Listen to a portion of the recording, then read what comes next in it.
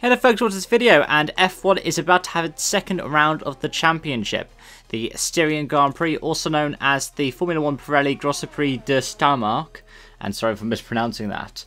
And that is going to be the second race at the Red Bull Ring.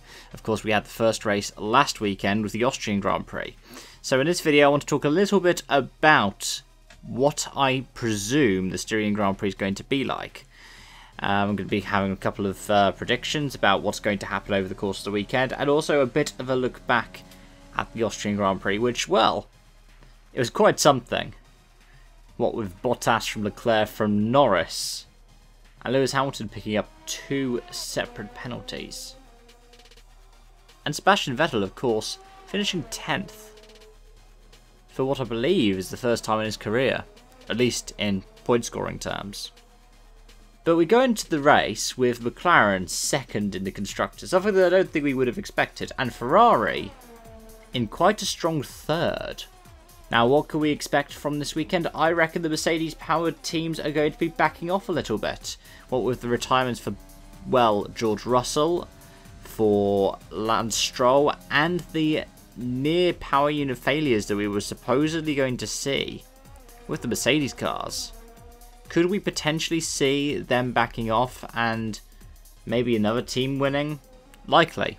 But it would depend on how Red Bull are able to cope with their electronics issues that they were having at the Austrian Grand Prix, which ended Max Verstappen's race and supposedly at the same time Alexander Albon's.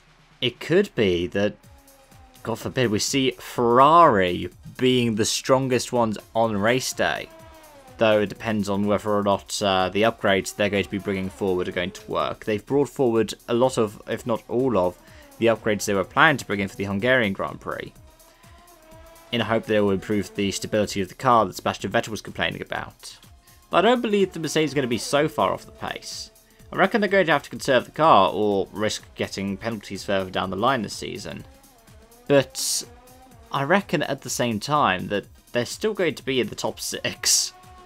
If I was asked to put a prediction right now, I'd put Verstappen, Leclerc, and Albon, with Hamilton 4th, Vettel in 5th, and Bottas in 6th. That's not to undermine how strong McLaren are going to be. I reckon they're going to be 7th and 8th, with Racing Point and Renault scrapping over the end of the points. But I don't believe that we're going to be seeing, if we are to get all 20 finishes, this is what the presumption I'm making here is. I don't reckon we're going to be seeing anyone cracking the top 3 teams. Because Mercedes, I reckon, are going to qualify right up the front again. But I reckon over the race pace, they're going to be further down. I reckon Ferrari are going to be the slowest in qualifying, but in race pace, the fastest. I reckon Red Bull are going to be second in both. Which I think is a bit of a shame for Racing Point, who seemed pretty damn strong. But if all Mercedes power unit vehicles are going to have to be backing off this weekend, yeah, I don't see why, I don't really see why they wouldn't be any different. Anyways, those are my thoughts. Let me know yours in the comment section down below. Thank you so much for watching, and I hope to see you again soon. Bye bye for now.